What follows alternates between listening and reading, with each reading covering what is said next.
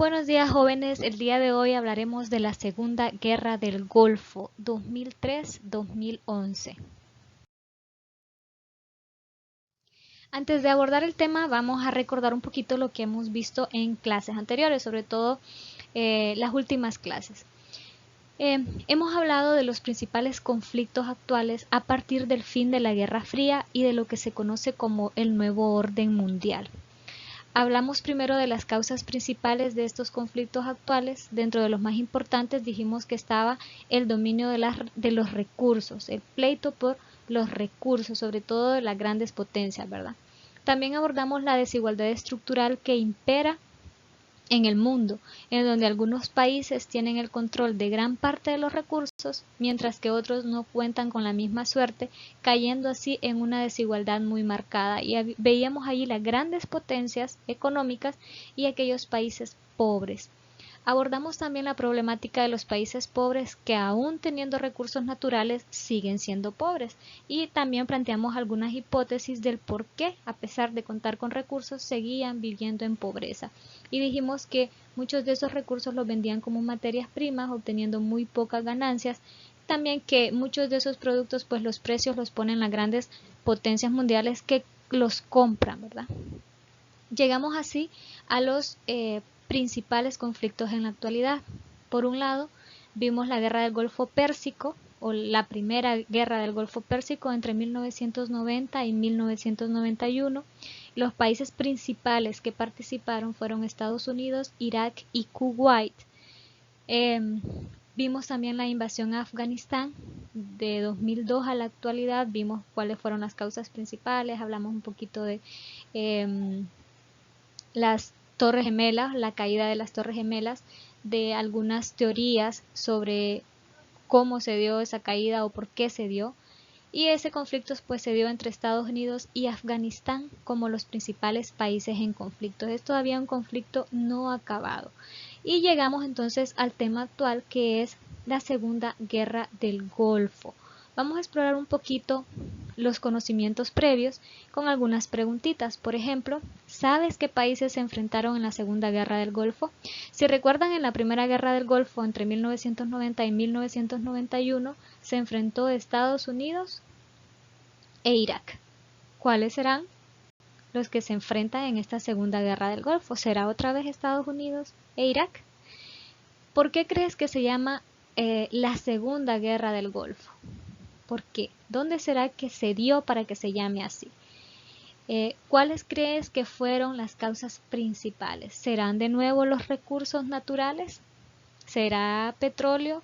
¿Será la ubicación geopolítica del lugar en conflicto? ¿Qué consecuencias crees que se dieron? Después de ver las guerras mundiales, después de ver la Guerra Fría y de ver los conflictos con Afganistán, entre Estados Unidos y Afganistán y entre Estados Unidos e Irak, ya sabemos que algunas consecuencias son repetitivas, entonces usted puede ahí deducir qué consecuencias crees que se dieron en este nuevo conflicto. Vamos entonces a ubicarnos y aquí ustedes pueden observar de qué país vamos a hablar. Obviamente no es el único país que participó, pero sí es uno de los importantes y es donde se dan los enfrentamientos. Entonces vamos a hablar de Irak.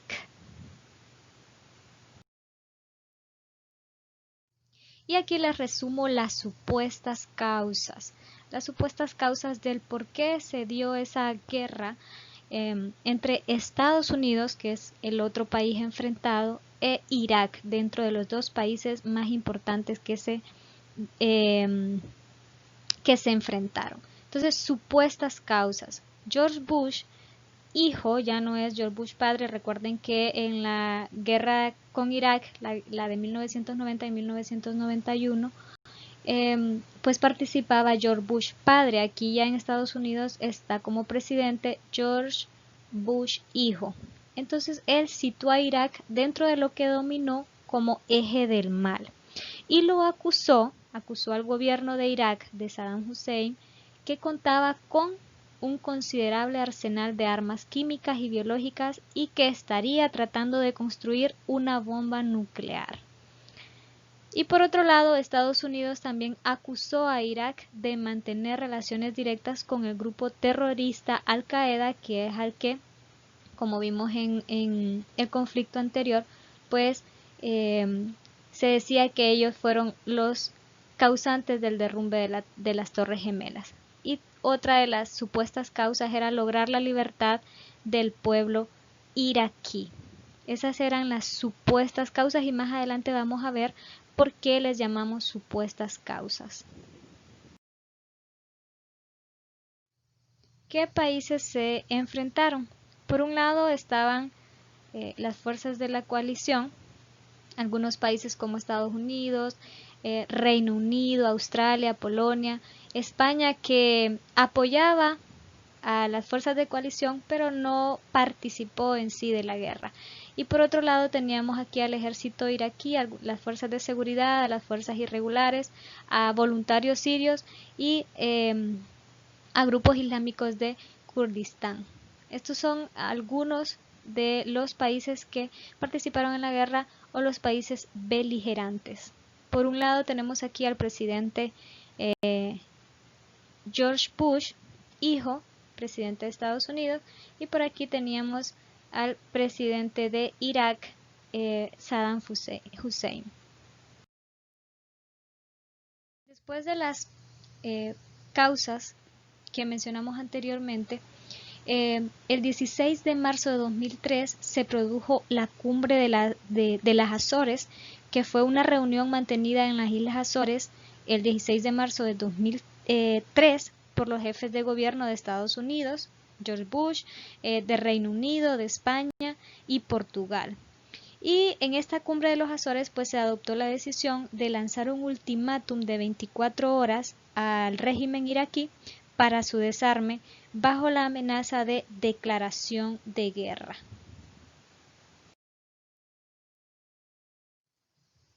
Invasión a Irak. La invasión a Irak se dio el 20 de marzo de 2003. Comienza la coalición en violación directa, a atacar a Irak en violación directa del derecho internacional y sin aprobación del Consejo de Seguridad de las Naciones Unidas. Contrario a la guerra anterior, en esta las Naciones Unidas no los apoyaron. Sin embargo, el conflicto se dio. El conflicto se dio con un mínimo de bajas para el ejército invasor debido a la desigualdad entre los ejércitos implicados. Irak carecía de defensas antiaéreas como consecuencia del embargo. Si recuerdan, perdió la guerra anterior. Y su ejército y economía en pésimas condiciones, sobre todo porque venía de conflictos anteriores. En ningún momento del conflicto el ejército iraquí utilizó nada de lo que parecía un armamento destructivo masivo. También hay que decir que la invasión comenzó con bombardeos sobre Bagdad mediante misiles Tomahawks lanzados desde buques y submarinos, a lo que le seguiría ataques aéreos con cazas y bombarderos pesados. En pocas semanas cayó Bagdad y se estableció un gobierno pro-occidental, es decir, que seguía los lineamientos del occidente. A diferencia de la anterior guerra, como dije antes, pues esta no contó con el respaldo de la ONU y en ningún momento pues Irak sacó ese armamento peligroso para el mundo por el que Estados Unidos dijo que lo estaba invadiendo. La captura y muerte de Saddam Hussein. Saddam fue capturado el 13 de diciembre de 2003 en la llamada Operación Amanecer Rojo. Fue declarado como prisionero de guerra el 1 de enero de 2004. Su custodia y la de 11 de sus colaboradores fue traspasada al gobierno provisional iraquí meses más tarde, el 30 de junio de 2004. Aquí ustedes pueden observar una imagen de ese momento en donde en la operación Amanecer Rojo pues fue capturado y la ejecución tuvo lugar un sábado 30 de diciembre de 2006. Esto obviamente trajo un sinnúmero de conflictos internos dentro de Irak con las personas que querían vengarse por la muerte de Saddam. ¿Cuáles fueron algunas de las consecuencias de esta guerra? El derrocamiento del gobierno batista de Saddam Hussein, ya vimos cómo se puso un gobierno pro-occidental. Los enfrentamientos contra la insurgencia, las sangrientas luchas entre suníes y chiíes y la actividad de Al-Qaeda en la región conquistaron el conflicto durante años y causaron al menos más de 100.000 muertos. Algunas fuentes dicen que fueron aproximadamente unos 600.000 muertos. El continuo empeoramiento de la crisis humanitaria en Irak, se produjo una destrucción de paisajes, contaminación de la atmósfera y en definitiva pérdida de la calidad ambiental. Y aquí tenemos algunas imágenes de las consecuencias de la guerra. Acá tenemos a una niña que prácticamente quizá alguna bomba destrozó sus piernas y un sinnúmero de muertes violentas en el país y una inseguridad inmensa que duró por muchos años. Es decir, la guerra fue momentánea, pero las repercusiones duraron hasta 2011, 2012 y todavía pues hay algunas consecuencias de la misma.